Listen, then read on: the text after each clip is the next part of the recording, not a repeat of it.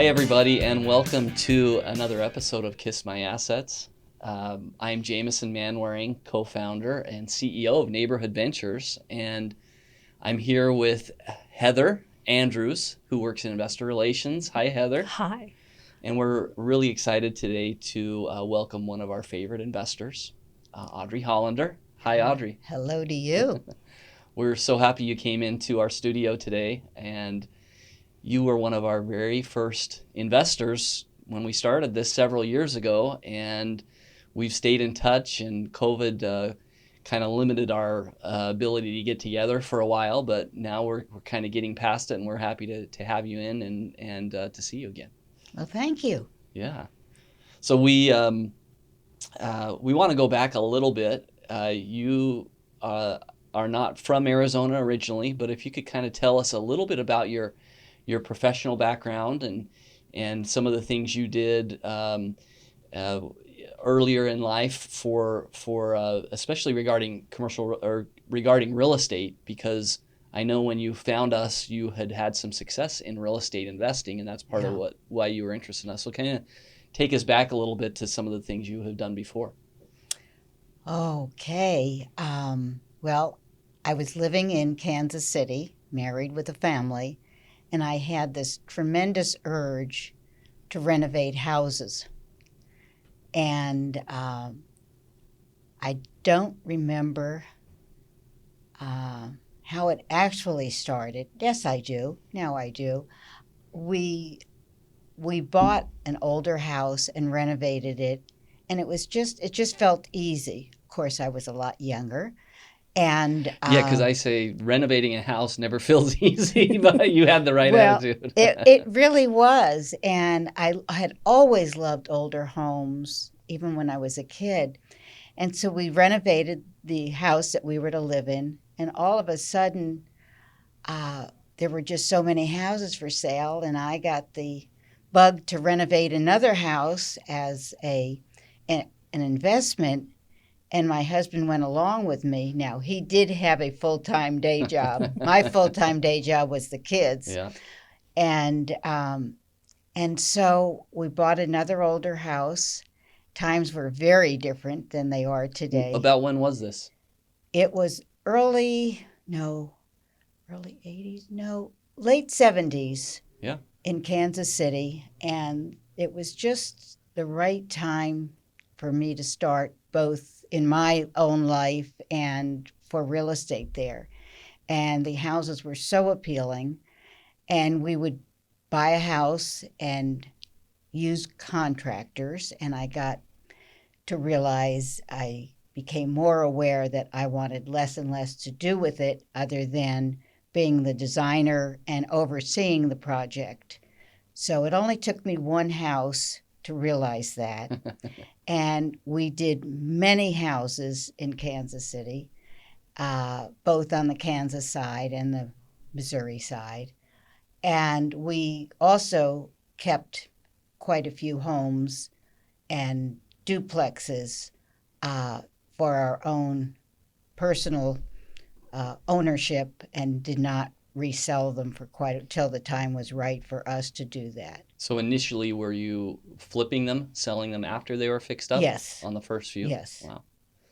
Yeah, and that's a lot of work, especially managing the renovation process and staying in budget. Is that why you decided you didn't want to necessarily do that forever? Was it pretty stressful, as you recall? It was a lot of work, and just having to deal with contractors was just huge, and at least I was smart enough to stop doing that. Now, we love our contractors, but it is hard because they are getting pulled to different job sites. They, a lot of labor folks and craftsmen, they get paid short term every week, and so they're constantly being pulled different job sites, and it is hard, especially if you're just managing one project, to manage that and then manage their budget and their time. So the first one, you did the whole thing. You renovated it, and you had brought in contractors to help you. Yeah. And had small children. Yeah. That's amazing. That's a woman.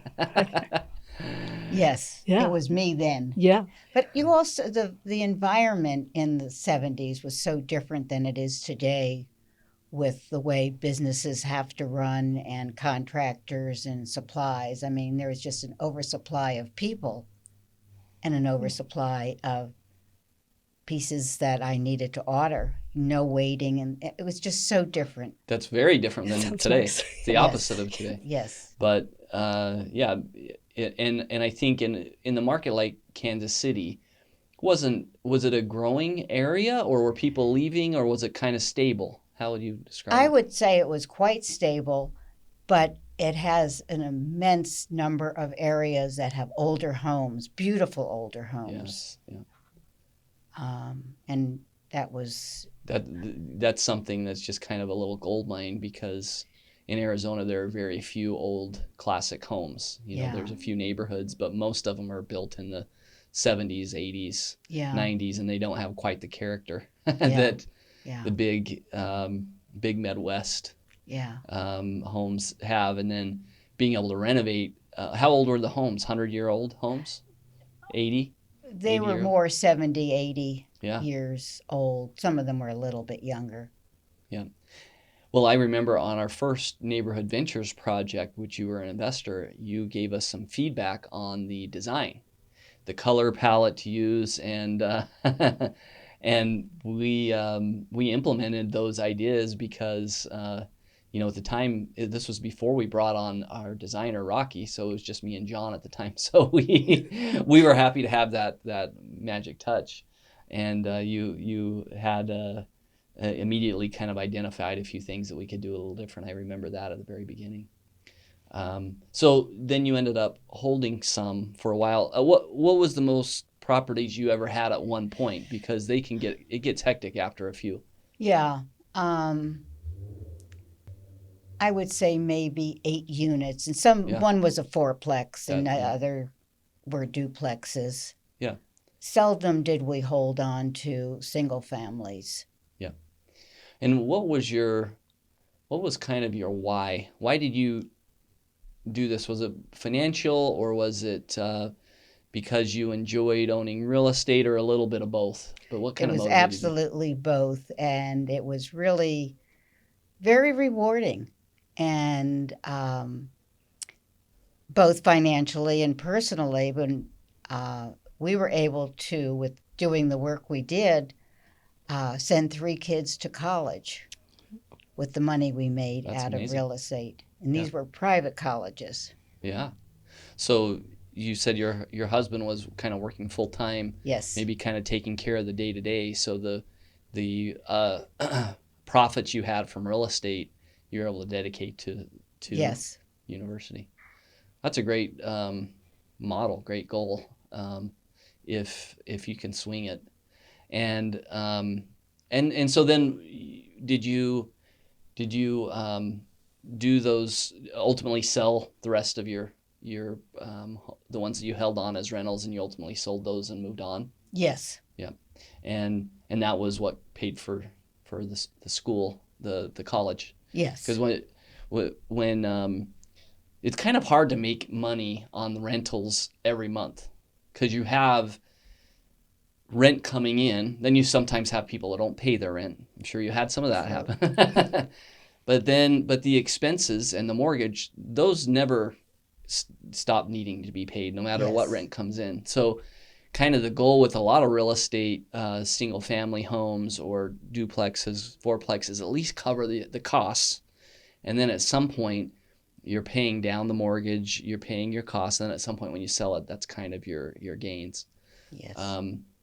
And so at that point, it sounds like you're able to sell the properties, and that kind of gave you the cash.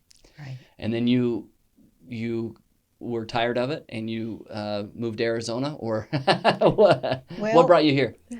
A little bit of aging and loving warm weather.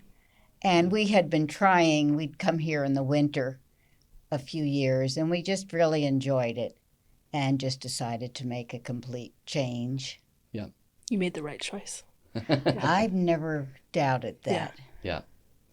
And Kansas City is, it snows in the winter, right? A lot, or just cold all It's the so time. unpredictable. Yeah. Um, if it's going to be cold, I want snow. And we didn't always get snow. Right. Right. Yeah. And so, do you remember how you found out about Neighborhood Ventures? Because you've invested in many of our projects so far. I think I invested in most of I them. think so. Yeah. Yeah. Yeah. How I found out, I was just here maybe a month or two, and somehow I had a copy of the not Wall Street Journal, the Business Journal, Arizona Business Journal. Yep. Is it Arizona or Phoenix? Doesn't matter. Yeah. And Phoenix. there was this wonderful article about these two men that were starting Neighborhood Ventures. And I was feeling a little lost without owning my own home, but that was our decision when we moved here to do rental homes, to Right. rent from somebody else like other people did from us, Yep. and give us the freedom. And the article was just such an exciting article to read, and your background in particular, actually both backgrounds, were very invigorating for me to get in touch with you. And probably 2 or 3 days later, I called you, and 2 or 3 days later, I came down to your first place, Yep. which was anything but concrete. But I just really enjoyed meeting you. It would have been hard to feel anything but unless I had met you in person, because I've always done it myself. And here I was, a new renter without real estate in Phoenix. Right. And you all had the same entrepreneurial spirit, right? Oh, They had to yeah, yeah. kindred spirits. Yes. Yeah. Very. Yeah. Yeah, and that's kind of the fun thing is there does come a point with real estate where it gets a little taxing because it's always work.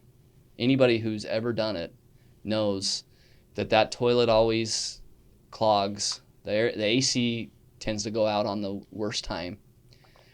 And it's just the way that it is. And so there comes a point where it's kind of like, I love what real estate can do, but I don't necessarily want to be the person who gets that phone call and has to deal with it.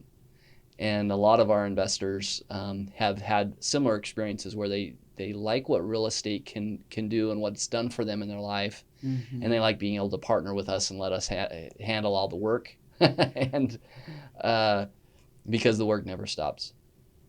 I know. I know firsthand. Just a couple of questions that are not necessarily related to Neighborhood Ventures, but what advice would you give to a smart, driven young college student? I know you have some grandkids. Yeah. Whether it's financial advice or regarding investing, and then what advice would you tell them to ignore, if any? Well, these are savvy kids and they think they know everything, but I invested for them and I was able to take them to the first site. That's right. Your grandkids. Yes. You invested on their behalf and then you brought them to the. I brought them down That's here. right. I just, stories of how I or their dad learned the importance of investing, but investing in things that you really trust.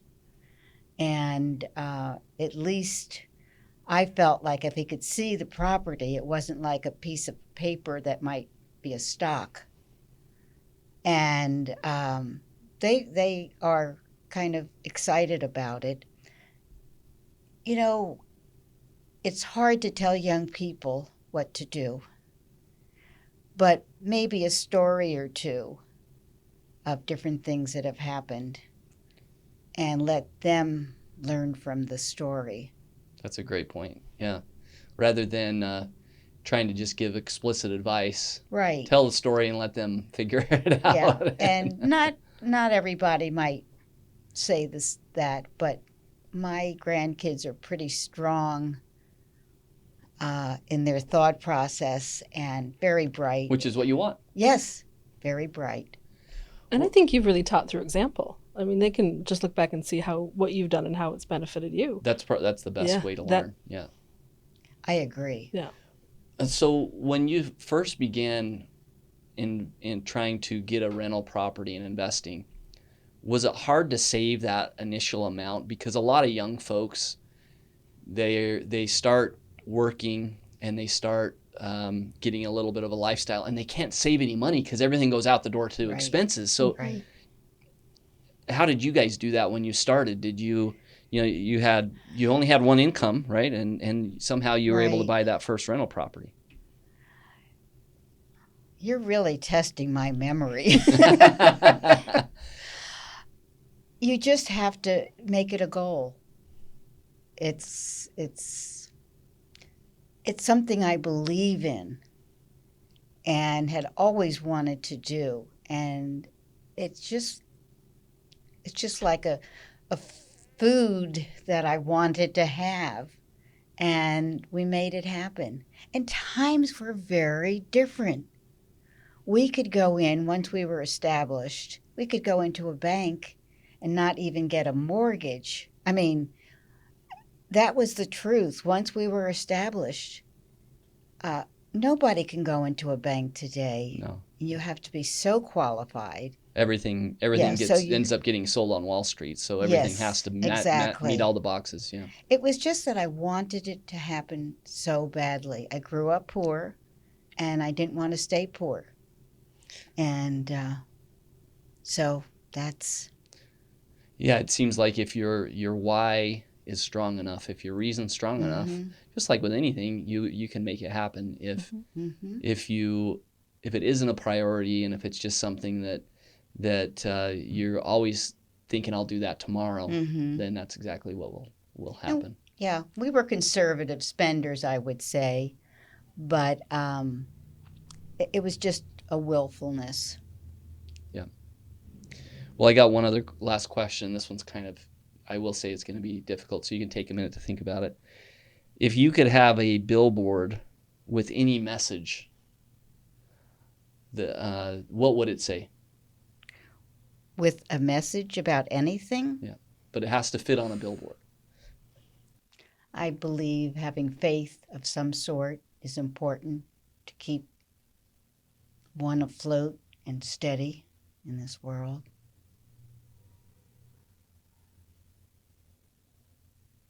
Always be kind.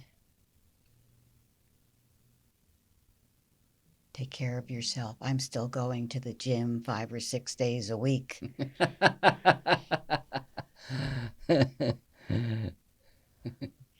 You're not tired of it yet? I'm tired of the gym. Oh, well, I want to stay alive with a brain with fairly decent memory. Or,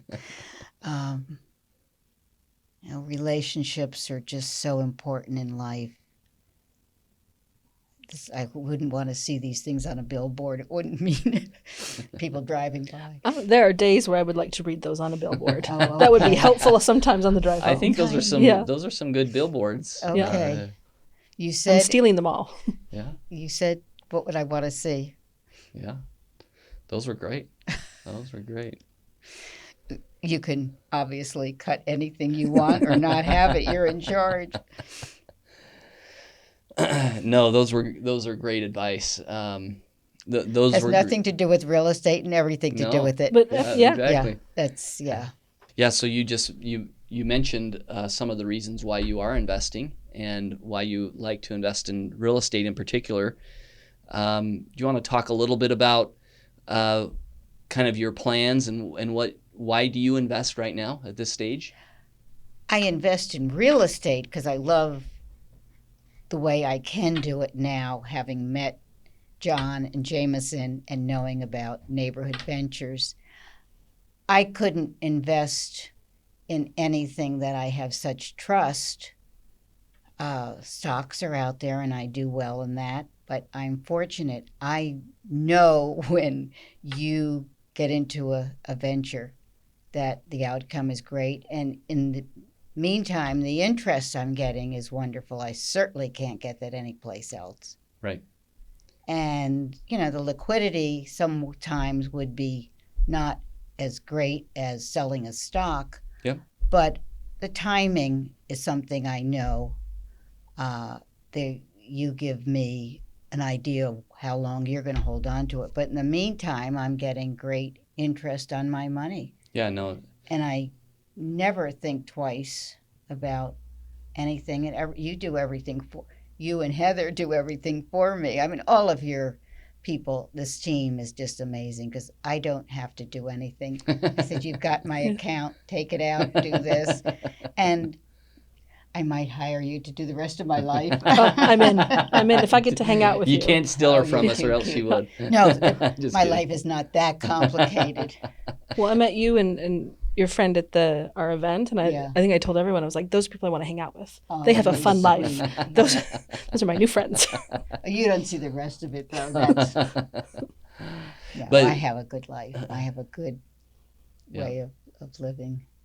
And it is important to understand with real estate, you can't sell it the next day. So if you make an investment in an apartment building, and we have had investors who make that investment, and then a few months later they say, oh, I'd really like to get my $2,000 investment back because I want to go do something. And we said, the only way you could do that is if we sell the whole building, and there's another 200 investors in this. So, and that's only happened, as I know, one time, and they were just trying to see if they could, because people understand that there's a term where we're going to hold on to the building, and you will get monthly distributions coming back to you.